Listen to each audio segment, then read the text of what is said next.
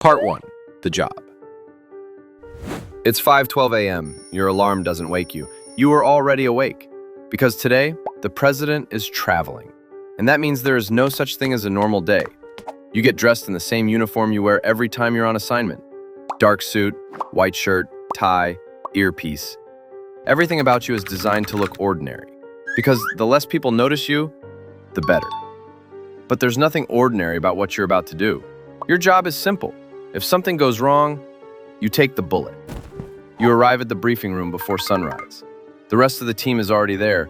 Agents from multiple units, shift leaders, advanced teams, communications specialists. Everyone focused on one thing: keeping the president alive. A large screen displays the day's schedule. Every movement, every stop, every risk. Motorcade routes, crowd density, building layouts, emergency hospitals. Nothing is left to chance. Because once the president leaves the building, control disappears. The briefing begins. Threat level, elevated. Recent intelligence suggests increased chatter online. No confirmed plot, but enough to take seriously. That's how it always is. Most days there is no specific attacker, just possibility. And possibility is enough. You are assigned to the close protection detail. This is where the margin for error disappears. You're not watching from a distance. You are standing next to the president, every second. If something happens, you are the last line of defense. Before the president even wakes up, the advance team has already been working for hours. They've swept the next location, checked every entrance. Local police coordinate with federal agents. Snipers are positioned. Perimeters are established. But none of it guarantees safety. Because the most dangerous threats are the ones that don't look like threats.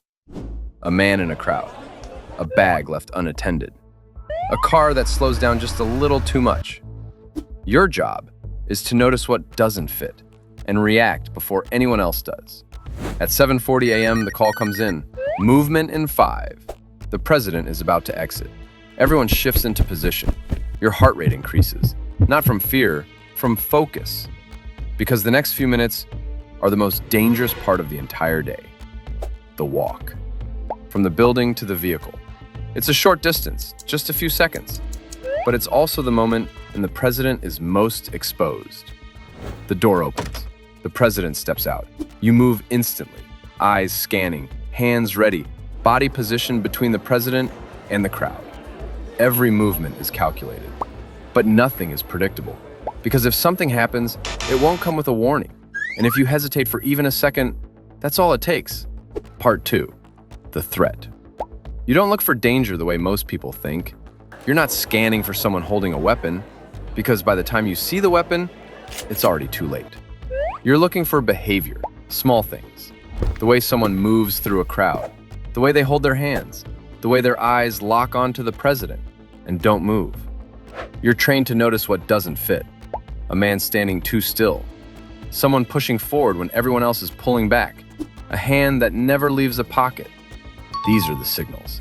And once you see them, you don't wait, because every assassination attempt follows the same basic pattern. First comes observation. The attacker studies routines, learns the schedule, finds the weak moments. Then comes positioning, getting close enough to act, blending into a crowd, finding elevation, or simply waiting in the right place at the right time. And finally, execution. Fast, sudden, unpredictable. Your job is to interrupt that process before it reaches the final step. But the truth is, you are always behind. Because the attacker chooses the moment. The attacker chooses the method. The attacker chooses the place. You react. That's why every movement is planned in layers. There is the outer perimeter, local police, barricades, crowd control.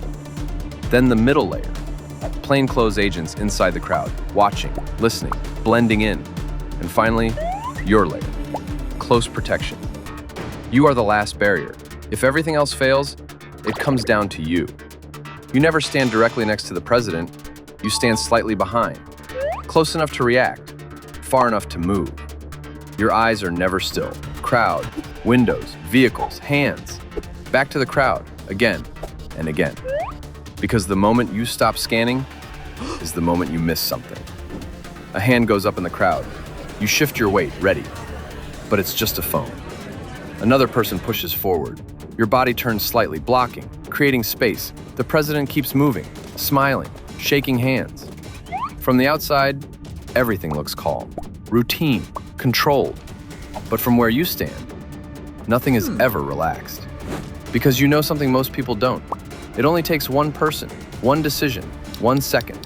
And sometimes, that second arrives without warning. The president reaches the vehicle, the door opens, you scan one last time, then he's inside. The door shuts, and only then do you breathe. But the job doesn't get easier once the motorcade starts moving. In some ways, it gets even more dangerous, because now the threat isn't standing in a crowd, it's moving alongside you, and it can come from anywhere. Part 3. The motorcade. The doors close. The president is inside, and now the entire operation starts moving. The motorcade pulls out fast, faster than most people expect, because speed is safety. A moving target is harder to hit, but movement creates a different kind of danger, because now the threat isn't standing still, it's moving with you. You're positioned just outside the vehicle, eyes scanning constantly, left, right, mirrors, windows, every car, every driver, every movement. Because on the road, anything can become a weapon. A vehicle drifting out of its lane, a car that accelerates too quickly, someone trying to get too close. You're not just watching people anymore, you're watching patterns. And the moment something breaks that pattern, you react. The president isn't riding in a normal car. He's inside what agents call the Beast, an armored limousine built to withstand explosions, gunfire, and chemical attacks. Bulletproof glass, reinforced steel, sealed interior. It's designed to survive the worst-case scenario. But even the Beast has limits, and your job is to make sure those limits are never tested. The motorcade moves as a unit. Lead vehicles, follow vehicles, counter-assault teams, medical units. Every position has a purpose. Every movement is coordinated. But even with all that structure, there is no such thing as a safe route. Every street is exposed. Every intersection is a decision point. Every overpass is a risk. Because the most dangerous attacks don't happen by accident. They're planned around movement. A car 2 lanes over slows down. Too quickly. Your attention locks onto it. Driver, hands, passengers. Your body shifts slightly. Ready. The vehicle drifts back into traffic. Nothing. But you don't relax. Because most threats don't look obvious. They look normal. Until they're not. Up ahead, an intersection. Crowds behind barriers. People holding phones. Waving. Smiling. But you don't see a crowd. You see variables. Distance, angles, lines of sight. Anything that could turn into a problem. Because history has shown that the road is one of the most dangerous places for a leader. A motorcade can be tracked, predicted, intercepted. And if something goes wrong at speed, there's very little time to react.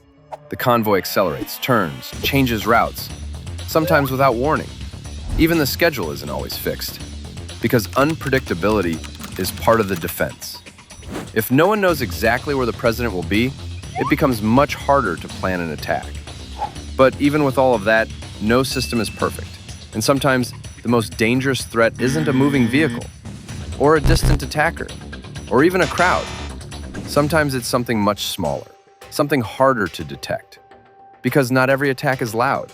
Some are silent, invisible, and designed to strike without anyone realizing what's happening, until it's too late. Part 4. The invisible threat. Not every attack announces itself. No gunshots, no explosion, no warning. Just something small, something almost impossible to detect. A drink, a handshake, a sealed room. Because some of the most dangerous threats are the ones you can't see. Poison, chemical exposure, biological agents. Things that don't look like weapons until they are.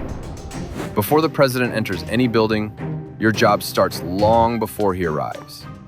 Advanced teams sweep the location hours ahead of time. Every room is checked, every entrance secured, every person vetted.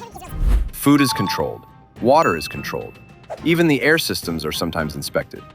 Because once the president steps inside, the risk changes.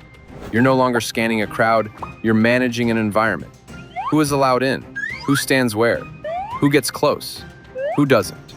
Every person is a potential variable. Even the ones wearing suits. Even the ones with credentials. Because history has shown something uncomfortable. The closer someone is to power, the more dangerous they can be. You don't assume anyone is safe, not completely. A handshake lasts too long. You notice. A staff member approaches outside of protocol. You intercept. A tray of drinks appears that wasn't cleared. You stop it. No hesitation. No explanation needed. Because hesitation creates openings, and openings create risk. The president moves through the room, meeting officials, shaking hands, smiling. Everything looks normal, controlled. But from where you stand, nothing is ever routine. Your position shifts constantly. You stay close, but never in the way. You're watching hands, eyes, distance, the space between people. Because that space is where threats emerge. And sometimes, the threat doesn't come from outside the room. Sometimes it's already inside, waiting. That's why every detail matters. Every movement, every deviation, every second. Because if something happens in a controlled environment, there is no distance to react. No warning, no time. And if it reaches that point, your role becomes very simple. You don't think. You don't analyze. You act. Because the job was always clear from the beginning. If something goes wrong, you don't run away. You move toward it. And sometimes, you don't walk away at all. The reality of the job. Most days, nothing happens, just hours of focus, waiting for something that may never come. But that's the job. You don't get credit for what happens, you get credit for what doesn't happen. Because if you do everything right, no one notices you. The president finishes the day safely. The schedule continues, the motorcade returns, and the world keeps moving. But if you make a mistake, everyone notices. And that's what makes this job different from almost any other. You don't get second chances. You don't get retries. You get one moment, one reaction, one decision. Because in your world, everything comes down to a single truth. You only have to be right once. This is Signal Noir Studios, where the next story waits in the dark.